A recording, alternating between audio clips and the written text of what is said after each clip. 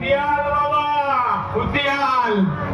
ওই পিস্তলটা দাও বলতি, নইলে পিঠটা তোমার গুলি করলে মেয়েকে ধাঁধলা করলি তো।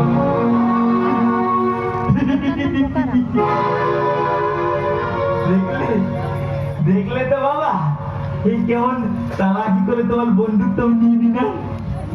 বোকা, এবার এবার না তো যেটা মানে যে তোমাকে মারতে চেয়েছিল তাকে তুমি গুলি করে দাও।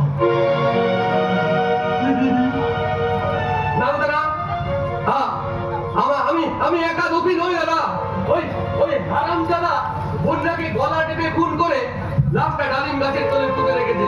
আমায় তুমি ক্ষমা করো দাদা। আমি খুন করিনি দাদা। আমার মোবাইলে শব্দ রাখ, এবার বাবাই খুন করেছে। এই দেখো, এই তো ভুল করেছি চাণক্য, এই তো তোমার স্বজন।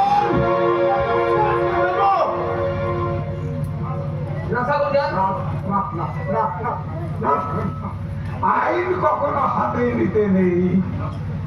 আরে লাশটাকে তোলার ব্যবস্থা করছি, আর তুই পুলিশে খবর দে। বাবাটাকে আমি পাহারা দিচ্ছি, পুলিশ এলে বলে ওকে আমি ওদের হাতে তুলে দেবো। দা আরে মেয়েটাকেও ছেলো না দাদা। বন্যা শুনে কয়েকটা দুটি আমার জীবন, তোকে তার সাজা পেতেই হবে। দেখলে তো বাবা, নামে বোকা হলেও আমি কিন্তু শয়তানিতে কি রকম পাকা। তুই কি করেছিস রে হতভাগা? ছেলে হয়ে বাবার তুই এত বড় সর্বনাশ করলি। বেদ করেছি সর্বনাশ করেছি। কতবার বললাম এই সম্পত্তিটা তুমি আমার নামে লিখে দাও, দিলে না তো। যাও এবার দিলে গিয়ে কত মনে না রে শোন, আমি জেনে গেলে তোকে আমি সুখে রাখতে দেবো না। লাশটা তুলে প্রমাণ হয়ে যাবে যে তুই খুনটা করেছিস, বুঝলি তো? আমি নিজে প্রমাণ করব।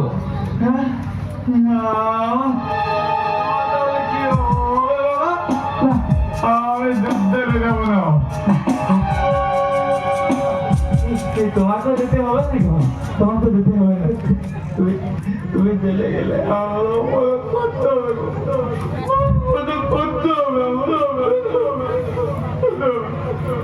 তুই কি জান বাবা, এই বুড়ো বয়সে জেলে গিয়ে পাথর ভেঙে আমার শরীর যদি অসুস্থ হয়ে যায়, দিলে দিলে একটু একটু করে মরার তোর ভালো লাগবে? বল, তোর ভালো লাগবে বাবা, বল।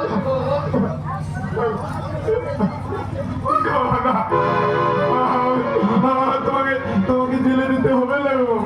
তুমি কত বলে ওই তেলের মধ্যে মাটি কেটে পাথর ভেঙে ওষুধ বাঁধিয়ে একটু একটু বলে মরতে হবে না গো বাবা।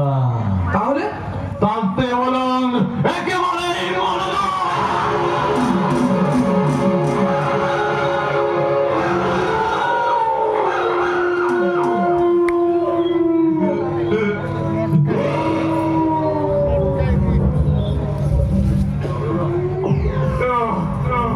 কি হলো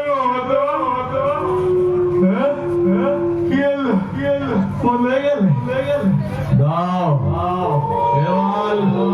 এবার খেয়াল থাকলে তোমার